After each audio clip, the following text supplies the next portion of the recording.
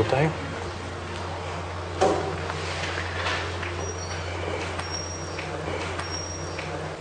Alam mo, Rina, swerte talaga ng mga anak mo sa'yo, no?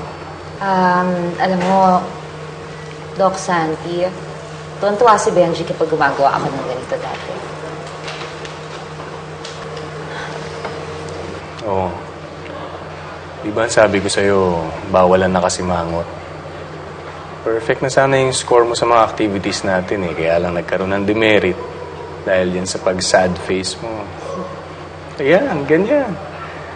Di ba gusto mo nang umuwi? Oo. Oo.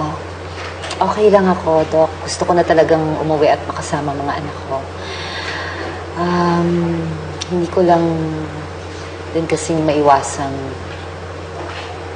malungkot. Hindi ko nga alam kung dapat kong sisihin ang sarili ko eh. Dahil sa mga nangyari sa akin. Bakit naman, Rina? Kasi dapat nagpakatatag ako. Kaya lang, hindi ko talaga maiwasang hindi maisip si Benji. Alam mo daw kasi napakabait ni Benji. Nasa kanya na ang lahat para mahalin ko siya. Pero wala na si Benji. Alam mo, Rina, naiintindihan kita.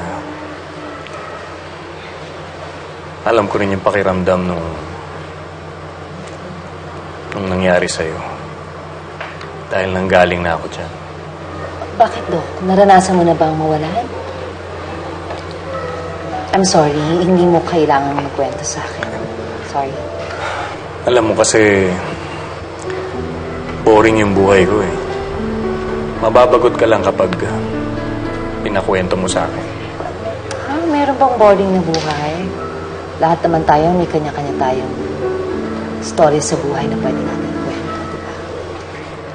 Meron akong isang anak. Erika ang pangalan niya. Mabait siya, matalino. Halos kaidaran din siya ng mga anak mo. Kaya lang, medyo nagtatampo siya sa akin dahil nawawalan na raw ako ng oras sa kanya. Kaya nga sa ngayon, pinipilit kong maibigay yung oras na hinihingi niya. Pero alam mo ko sa bagay, tama din naman siya eh. Kasi kung tutuusin, ako na lang talaga yung pwedeng mag-asikaso sa kanya. Pero nasa ng asawa mo? Hiwalay na kami. Iniwanan niya ako.